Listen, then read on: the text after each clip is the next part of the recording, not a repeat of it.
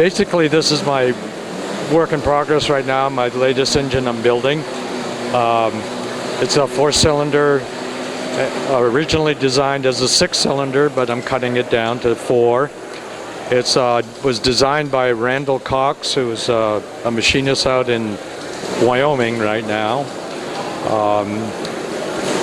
And so most of it is all built out of stock. There's no castings involved.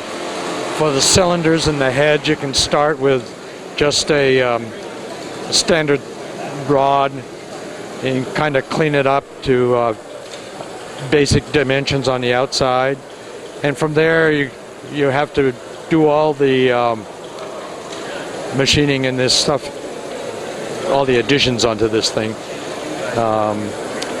So the pistons and the connecting rods are all aluminum. The cylinders, and this is cast iron. The connecting rod is kind of, or the crankshaft is very interesting. It's all made out of dowel pins and key stock that you go put together, and it's clamped together by the little bolts in here. The key stock is slotted to provide a clamping force. The timing is by chain, which is a commercial bought. I did not buy machine that. So that's about it.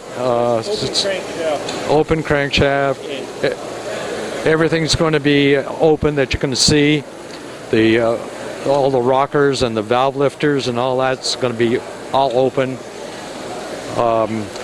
This had a originally a unique distributor called a barb hole type distributor. However, I'm going to change it over to a standard rotary type distributor with that's going to, and it will have a CDI ignition system onto it too. How about your electric